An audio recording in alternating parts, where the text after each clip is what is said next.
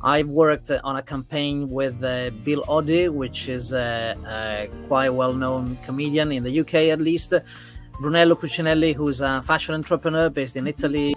I worked in sport, as you mentioned, so I've worked with Didier Drogba, Fabregas, Eden Hazard, and a few other celebrities. And I've also worked with some music talents. So I directed a music video for Sharon Elson, who was the lead singer of Massive Attack. And then I've also worked for Rudimental on a project for Microsoft. So Global Socialpreneurs is brought to you in part by Positive Talk Radio, KKNW 1150 AM in Seattle. Check them out at www.positivetalkradio.net. Welcome to Global Socialpreneurs, a one-of-a-kind talk show showcasing expert social entrepreneurs. Learn their stories and their secrets to creating a sustainable impact. Now, here is your host, social entrepreneur Anne Scotland.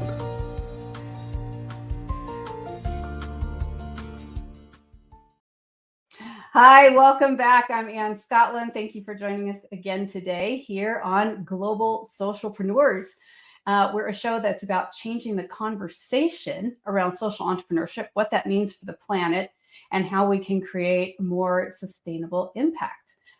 So we're streaming on Wednesdays at 9 a.m. Pacific. That is 12 p.m. Eastern, and I think that's 5 p.m. BST if you're one of our UK followers. So you can tune in each week there. So I want to jump right in today, but before I do, I want to let you know if you have any questions or comments, you can always shoot them over to me. You can email me. You can go to the website, globalsocialpreneurs.com, and check out several of the other offerings that we have there. So today, I'm really excited to have someone I've been looking forward to having on the show for quite a while. It's a man who uses his talent, who uses his craft to encourage us to think about how we can create a kinder, more collaborative, more ethical world. His name is Riccardo Sai. He's a versatile award-winning film director. Riccardo grew up in Italy. He studied at the University of Bologna, also the London Film School and the New York Film School, where he earned his diploma in directing and photography. And Riccardo is the founder of Storo, a visual storytelling agency for ethical brands. Please help me welcome Riccardo. Thank you, Anne. Hello, everybody. So nice to have you with us here today, Riccardo. And so you studied at the New York Film. Was it a Film Academy? Yes. Okay. Yeah, yes, I started at the New York Film Academy and at the London Film School as well in London. So wonderful. Well, you really got to work in some amazing places. For anyone in show business, you know that is those are very reputable schools. So, Riccardo, you've had the privilege of collaborating with some prominent figures in your career, which must be exciting. Can you share some of maybe the most unforgettable individuals you've worked with? We're talking about celebrities, sports stars. Spill the beans.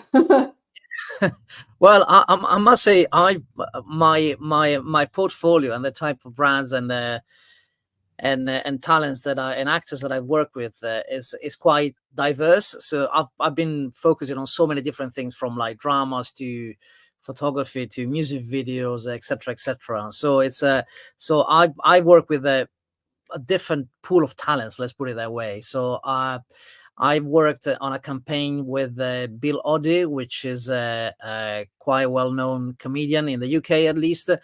Brunello Cucinelli, who's a fashion entrepreneur based in Italy, but is a kind of a global entrepreneur. He sells his outfits all around the world. I worked in sport, as you mentioned, so I've worked with Didier Drogba, Fabregas, Eden Hazard, and a few other celebrities. And I've also worked with some music talents. So I directed a music video for Sharon Elson, who was the lead singer of Massive Attack. And then I've also worked for Rudimental on a project for Microsoft. So, I mean, this is just to name a few, but yeah, I was lucky. Well, it's so fun, and so fun to work with other people who are movers and shakers, and especially when you have the opportunity to meet and work with a director like you yourself, who believes so much in the ethics behind the stories we tell. And so your filmmaking often centers on values and ethics-driven storytelling, which is kind of a specific thing, kind of new in our conversation, ethics-driven storytelling. How can social entrepreneurs harness this power, this ethics-driven storytelling, to fuel their movement and also to attract investors? Well, I think as in the current times, I think especially after the pandemic, at least, I noticed a shift towards different kind of business, which were more ethical driven, purpose driven, and that to me was also the reason why I decided to work more with those kind of entrepreneurs and brands, because it was just I felt I wanted to make a change with my work, really. And so in a way, having at the core of your business a moral code, an ethical code, and a set of solid values as well, it's so important for a social entrepreneur, because that's really where everything starts. So, and that will resonate with the stakeholders, investors, as well as customers as well. So that's so important, because people are there's an appetite, I think, for brands and for companies which are driven not just by profit. So having that as part of the core business, and that really kind of the foundation of your company is so invaluable, because it will definitely resonate with anyone else, really. And so I think it's so important, and I think having a stories as well are a powerful way of communicating that to anyone, really. So once you have clear what are the values around your business, what is your mission, what is your purpose, really, what is your why are you doing what you're doing, what are you trying to achieve, what kind of impact you want to achieve. And once that is clear, you can use stories to really kind of make an even bigger impact. So yes, oh, that's amazing. And you and I both being storytellers, and we know how relatable we can make our issue, our question, our impact, our whatever it is we're trying to do and create. We can really make that more relatable to people. I know you've had the opportunity to work with several organizations, including, I think it's gorilla.org. And also you did a film on immigrants in the UK, that allows people to kind of get a glimpse into the lives and situations of others. Or, as you also know, in story, and as I've learned in my own life and career, when we are telling authentic story, now authentic can be real or fictitious, in my opinion, because fictitious can be if it's a story created to make with intention, it has a purpose. But when we tell a story, we become more relatable ourselves, and we give people this ability to sort of peek behind the drape, behind the curtain, and see what would it be like to walk in someone else's shoes. Now, one of the things that you did with the immigrant story that you created the series out of was you found amazing ways to use humor. So humor has been one of your secret ingredients in tackling social issues through storytelling. How can we infuse humor into narratives that revolve around pressing environmental and social concerns?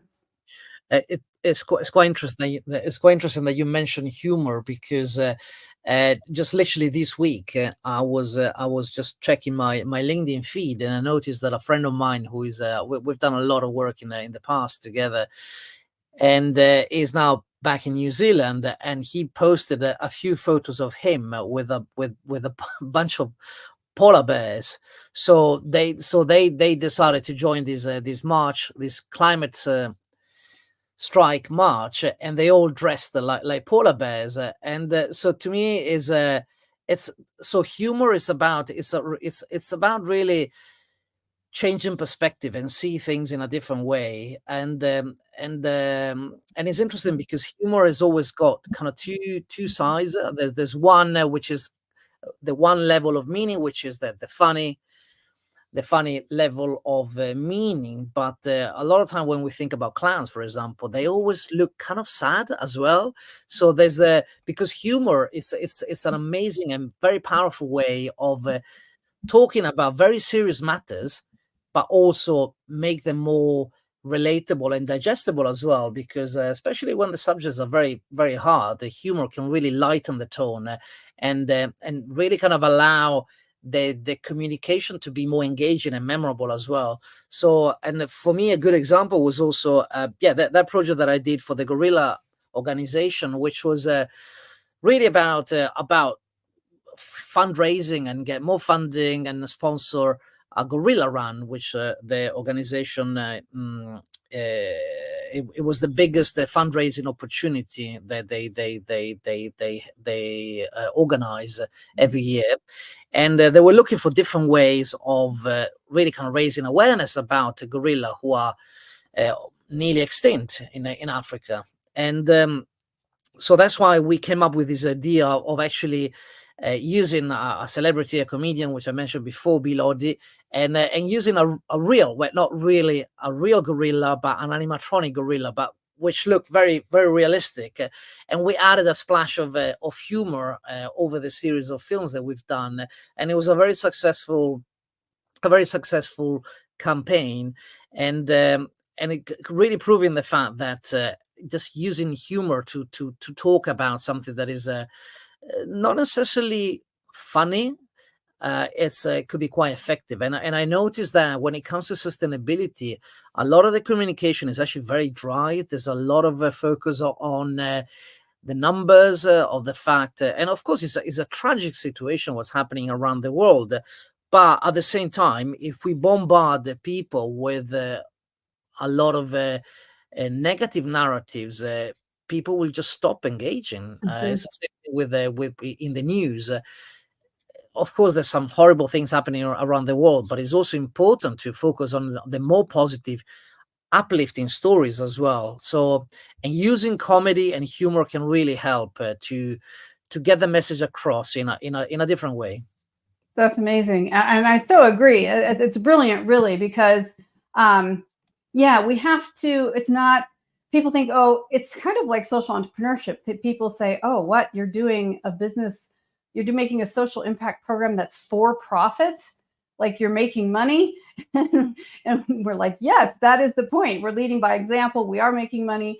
We are making money also to further the cause we're working on. So it might seem a little counterintuitive, but also humor when you're talking about things like war and famine and human trafficking and environmental crisis. It seems like, I think part of how people distance themselves is because it's too painful to engage in a way. It's too painful to, they're like, I have enough stress in my life, right? So finding ways to use humor, people who are gifted with humor and writing great scripts, finding ways to make that more accessible and interesting. I mean, because truly, if we can't sort of laugh at ourselves as a whole human race, if we can't find the funny in the little things every day, it's a loss to us anyway.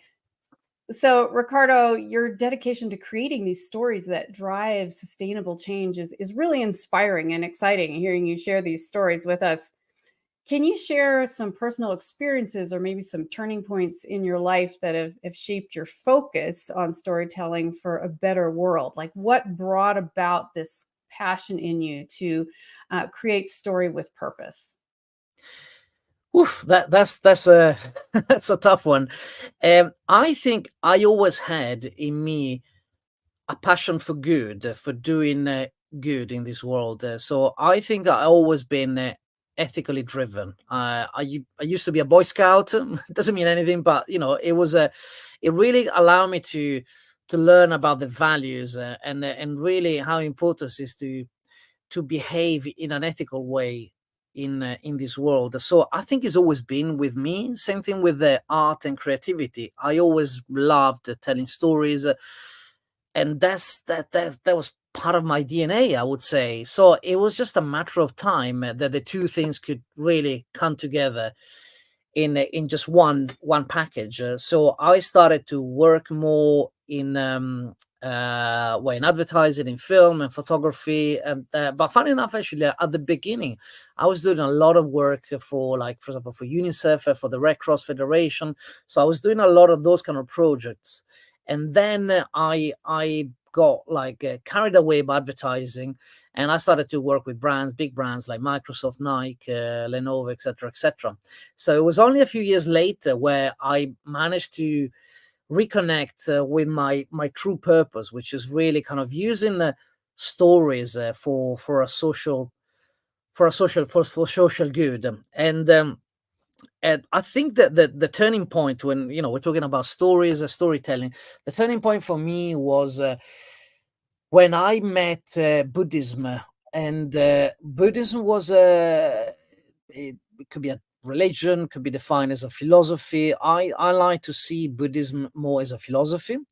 So that led to a lot of quite traumatic changes in my life, including my divorce, including many other things that really shifted really my perspective about life. What are the priorities on life? Also,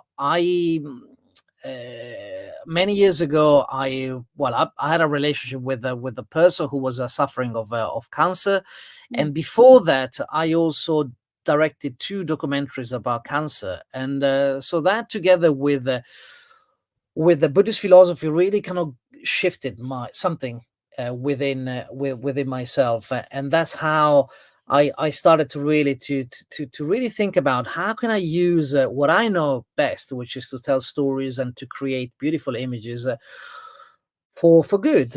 And that was the beginning of the transformation of my business, really. And so that now focuses more on sustainable, ethical, purpose driven and value driven brands and organizations. So that was the beginning of everything. I think that there's one concept in Buddhism which, to me, it was quite profound. Is a Japanese expression that says itai doshi, I think it is. It means many in bodies, one in mind. To me, that really captured the essence of what I think should be driving life, I think. So thinking about it as us as individuals, so we're all separate, we're all different, we all have an incredible stories to tell, we all have fundamentally different.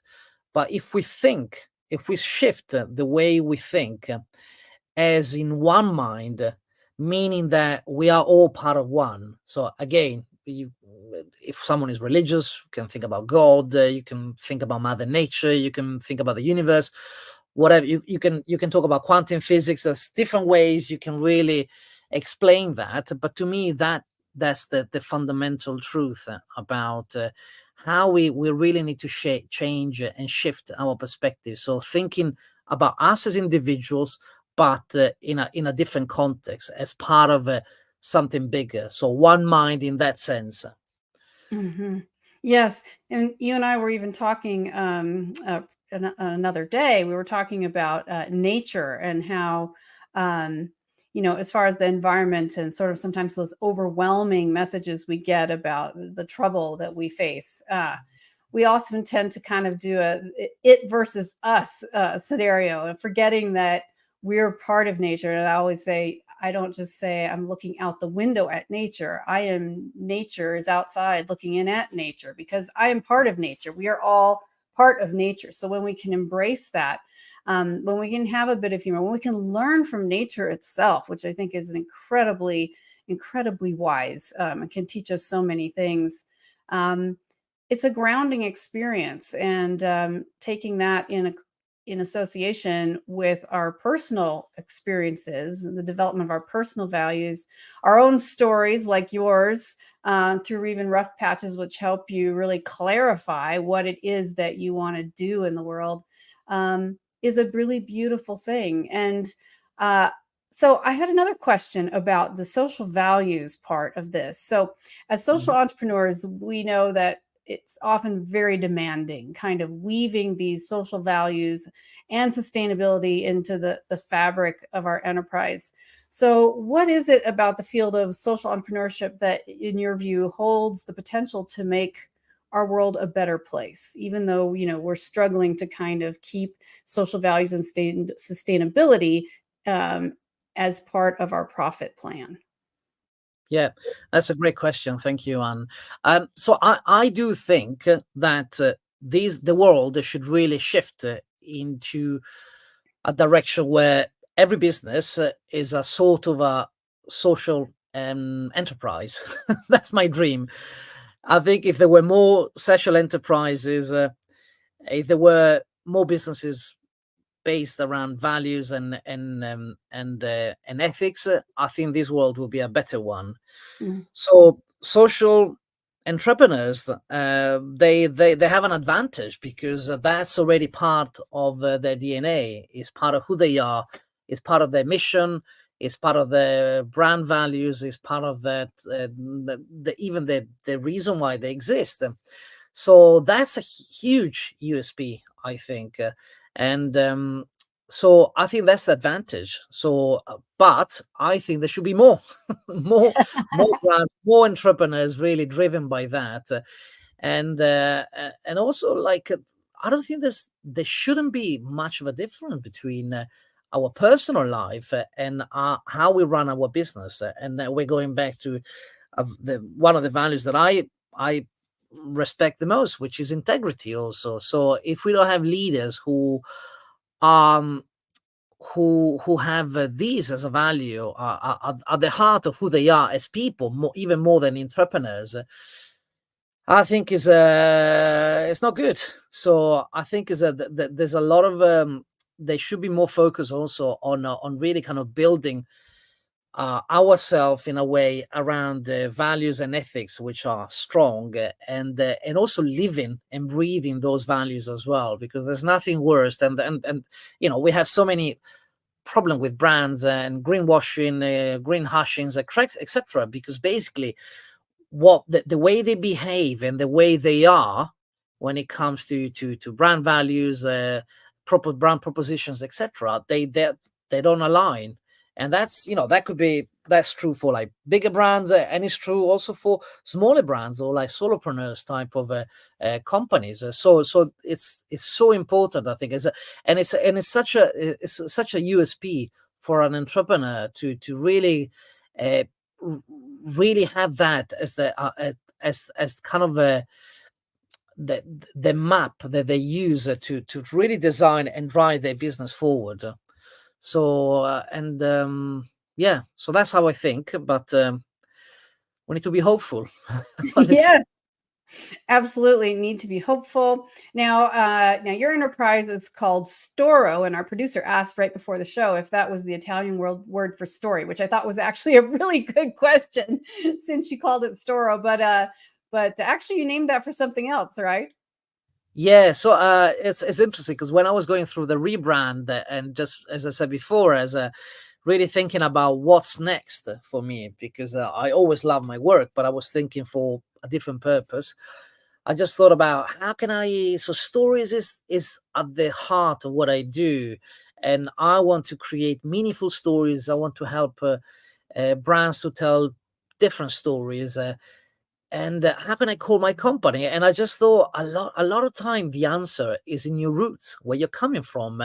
And I've been living in the UK for 20 years, but I'm Italian, as you can probably tell from my accent. My family, or at least half of my family, is actually from a little town called Storo in the Alps. So it's a village that I always loved, and I have not many memories because I didn't grow up in the village, but through my dad's stories, again, we're going back to stories, I just fell in love with that village. And it's I mean, think about that my parents, my dad's family home is probably 600 years old.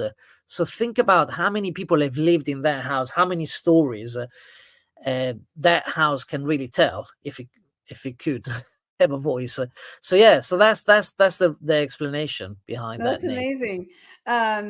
And your enterprise then, Storo, is about ethical storytelling, or how do you describe that in a sentence or two? Yeah, it's the way I describe what I do. It's a visual storytelling, because we focus on visuals or images and stories. I mean, effectively, images are stories. So there could be moving images with sound, and then we have films. So films, they typically they have 24 or 25 images per second, or it could be just one photo. So there's many different ways you can tell stories with images, and you can tell stories with just with sounds. And it's so. And the idea is to really focus on these as really kind of powerful marketing tools to communicate what is that brand about, really. So to tell the stories of how the brand started, for example, what are the values driving the brands, what are the ethics, what is the origin story, and that could be done in so many different ways, through documentaries, through like personal branding photography, through many different ways. So visual storytelling somehow it summarizes everything that we do in just 2 words. Oh, that's excellent. It really does. It's a really great explanation too. So thank you for that. So, so I know you've been asked this before, but how can storytelling transcend all the cultural and geographical, political, religious boundaries that we have in our world? How can storytelling transcend that to really create meaningful change? So stories are actually about change. That's probably the quickest answer to your question. So stories are universal. They travel between territories, between cultures, between times as well. There has been a lot of like scientific research about myths, about from a historical and psychological perspective. Prop is one of those researchers. There has been like psychological research about that. Jung is one of the psychologists who was really passionate about myth and how they really shape our lives. And a lot of these researchers then they became part of really how we create stories in these current times. So a lot of if you read any of the screenwriting books, I mean, one of the most famous is probably Robert McKee or Sid Field. They're all based around the researches that have been done before by all these people and many others that I don't have time to mention now. And but effectively, stories are about change, really. So, and if you look at any films, if you read any books, there's always some kind of transformation. So there is a transformation, an outside transformation, because there's usually not all the time, but there's usually a hero, a person going through a transformation, going through obstacles, and at the end coming back to let's say their homes, but with a different perspective about life and about themselves. So the hero's journey, also to quote another very famous book about storytelling, it's exactly that. It's about that transformation of that hero who goes through the forest, who fights dragons, etc., etc. And at the end, he learns something about himself or herself, and he comes back as a new man or a new woman. So that's why we relate to stories, because all our life is about that constant battle and that constant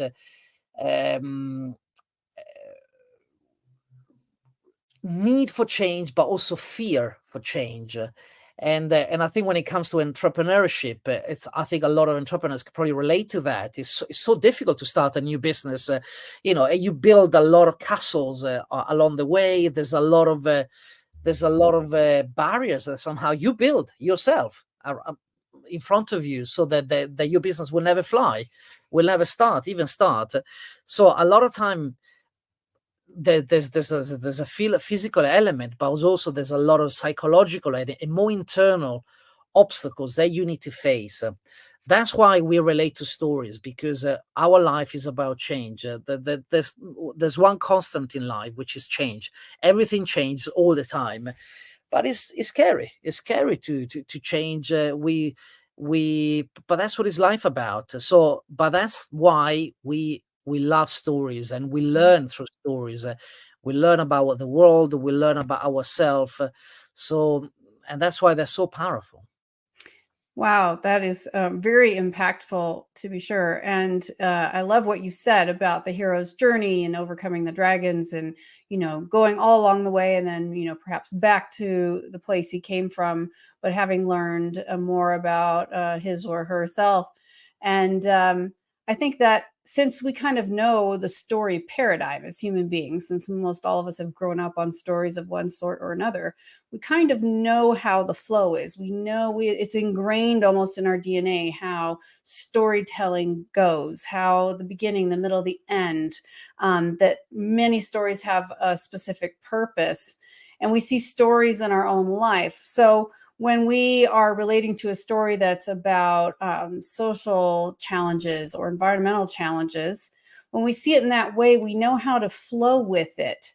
It's different from just having an argument. It's making a point without an argument in some cases, because we know how the flow goes. So our neural pathways know how to follow story from a logical beginning to end. And this is one of those incredible tools, as you mentioned, Jung and so many others, and myth, these incredible tools we have that really works with the human psychology and can create change on a global scale. And I think that all of us who are committed to this, who are working to create impact, should take advantage of the opportunity that you've shared with us today to tell stories, and tell visual stories when you can. Of course, a story can just be a single picture, but tell the stories that you can to make that impact. Riccardo, it's been so nice to have you with us today. Thank you so much for taking your valuable time to be here and talk to us. Thank you. We appreciate it. Thank all of you who are tuned in and watching the show today. And again, as always, please tune in at 9 a.m. Pacific. That's 12 p.m. Eastern time on Wednesdays for our streaming show. You can find out more at globalsocialpreneurs.com, spelled just like it sounds, globalsocialpreneurs.com. You can also find out more about Riccardo and his company and some of the other work he's doing in the notes. And please reach out anytime if you have any questions or comments for us. We would love to know. We have a new Socialpreneurs Forum beginning the end of this month, so you want to check that out. You might want to sign up for our newsletter if you'd like to stay posted about what's going on. And if you would like to be a sponsor of this show, if this is aligned with your values, we would love to hear from you. Or if you know someone who would be a great guest, please email me. My email is right there on the website. So thank you again.